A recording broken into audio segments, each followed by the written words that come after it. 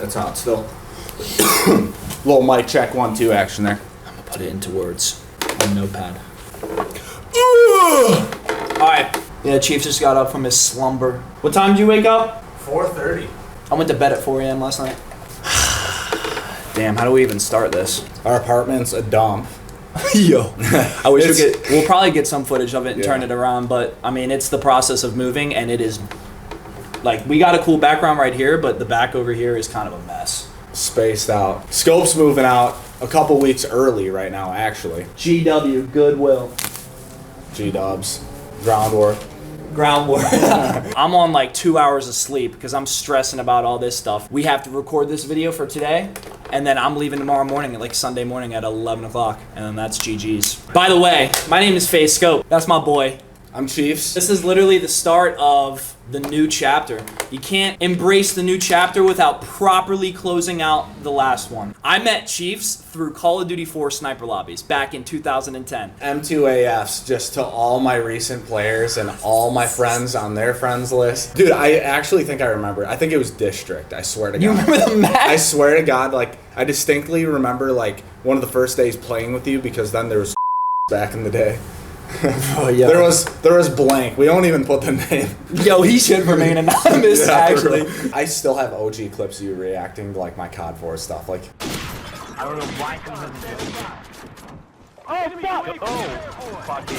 My man. Oh, my God, I swear to fucking God, if you just played that fucking section. Alright. Best friends since probably 2010, 2011. 2016 going into 2017 was my senior year of high school. The two people that I credit for my streaming scene are Gwit and Agony. And my pet llama killed me right off the bat. Let's go, baby. I might have to disown him. And that was also around the time where I started to take content creation a little bit seriously because I wanted to join Red. Shout out my baby right here, which will not be coming back home, so this will be the last time we ever see this bad boy right here. After all that backstory of us knowing each other, I went to visit him because we were just like, I was just like, fuck it. There he is.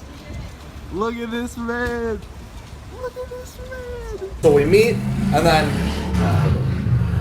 Fucking not virgin. gonna miss that. Not gonna miss that. So then we started itching into 2017, and this was the year where I started taking my first semester at college. That year, my senior year, that's when I started to pursue it, working at GNC. I literally have the uniform still, it's hilarious. But no, I started streaming every day and treating it like a real job because this fucker started growing a little bit, and it was inspiring to see, and like all of our boys kind of everybody started hopping on it. That. My roommate, being a freaking wizard that he is, he was a mechanical engineer. He was graduating on time. I remember that I was told that I'm gonna have to take another year. So a semester in advance, and I know it's coming, and I'm like, I don't want to live with some random dude. This is just shooting the shit on Discord randomly, just talking. And when he said that, I just go, well, what if I move in? Yeah. And then you say, oh, you know, that could actually work. From that moment on, all the money that I had was all going towards this. So around that time was when I entered the second semester of college, and I did maybe a couple weeks, and it was the perfect time to make the move and go. I gotta go wash my hands. I'll be back. I'ma know I lived it to the fullest. If I fall, if I die, know I lived and missed some bullets. I just want to say, I want to put this out there for the record. That decision to drop everything and move in was the easiest decision of my entire life. Like, it was a no-brainer. That was like the purpose of my escape. I was getting told to get a real job. I'm about to graduate college. Like, I'm graduating college. No internships lined up. I never went to any internship. I had none of that going for me, and I never even tried. I remember my first month of the stream, and it was 100 subs. The next month was 200, right, 300, and you were growing at the same time. Yeah, it was an adjustment for me though, because I went from my parents' basement being able to scream as loud as I could to actually being in an apartment complex with paper thin walls. So when I hit a closer, I could not scream as loud as I could, and I learned that lesson the hard way. Dude, I thought I got it. Oh my, that scared the shit out of me. Oh! Oh! Was that a 6-on? Was that a 6-on? Do you have a clip of that? Yes. It was when I hit the World War II 6-on Springfield on our Denny's Forest in the middle of the map. I screamed so loud that the neighbor who was across from me banged on the wall as loud as possible and goes, "Shut the fuck up!" Just screams. I remember because I was in Canada. And Yeah, he wasn't home, and so- you called me and you're like, dude, like something like for real happened. I really do got to start keeping it down. I was like, And then, of course, I went over to the guy and I apologized, and he worked nights. My setup is here, and I'm screaming, and on the other side of that wall is where he's resting his Yeah. head to go to bed. yeah, like pillow right in front of Scope's monitor. Scope was fresh in the Independence game, and And then he graduated, and the lease was up, and it was time to move. We set out on an adventure to try and find a spot. There's a building that's right across there. Yeah, that like- building wasn't finished yet. It was still under construction, and we visited it, and that was the building we were supposed to live in. This room that we're sitting in right now. they're like, well, we have another option that we can move you in temporarily. If you'd be willing to do that, it's a little bit larger. It's gonna take a little bit before that place is gonna be done. And we walked into this place, and we looked at our guy, and we were like, is this spot open? Like, how about this? Is this available? And he's like, this spot's available. And then Phase 5 was announced. Fuck, dude. When we saw Jev pop up on the screen, dude, the look I gave you and the look you gave me, I knew. the best part about that was having you right next to me. Like, from 2010, COD 4, the definition of the stars aligned. It's I can hear it in my brain. It's like ingrained. It's right in there. That That was the corner, spot. bro. Keith's little corner. Keith's Corner is now where I joined FaZe. Yeah. And then after that, Things were still going good. Streaming was steady. COD's trajectory started getting a little weird around Yes. that point. Let's just say that dwindled a lot, and for your personal enjoyment. yeah, I couldn't enjoy it at the same level. I could still do it in doses, but it started to just feel forced as far as gaming felt, and I was losing enjoyment. I was still streaming every day. I might just stream a little bit shorter. I might get a little, Inconsistent.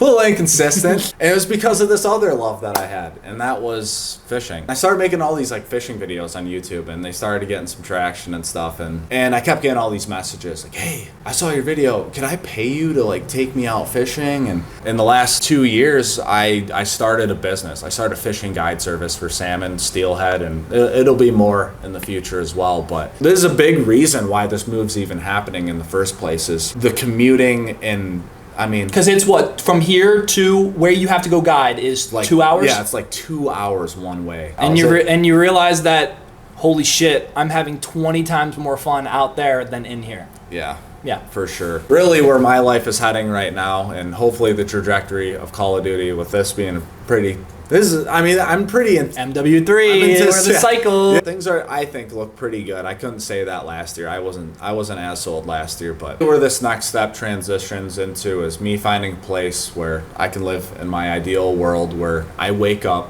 I take a fishing trip, and I run up another 3-4 hour stream. That kind of balance would push me through regardless. The next chapter, I know a lot of you guys are going to ask for me, is like, what's next for me? What's next, you ask? I'll tell you what's next. But we just wanted to say, man, like, none of this could have happened without you guys. The support from the day one streams back in 2016 and 2017, and even if you just joined us within the past couple years, all of this is possible because of you guys. I 100% wholeheartedly believe, like, I don't think I could have done this without you, bro. Like, I couldn't have, like, this move changed my life times a million. It's gonna be cool, man. It's a whole roller coaster. Like, you love it, you hate it.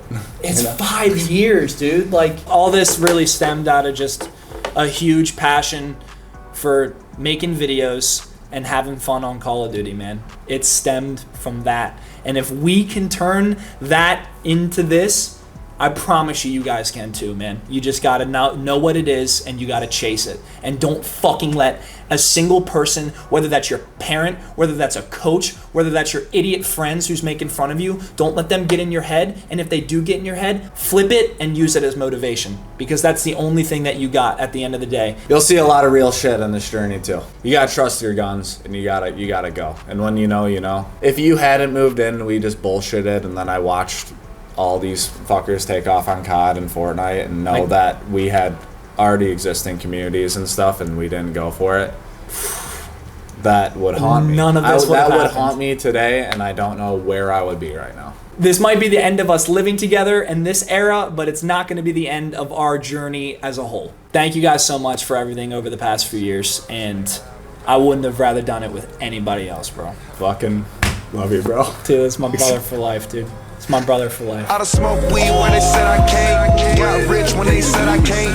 Got high, got on the plane and brought all my niggas when they said I can't. Went shopping places they said I can't.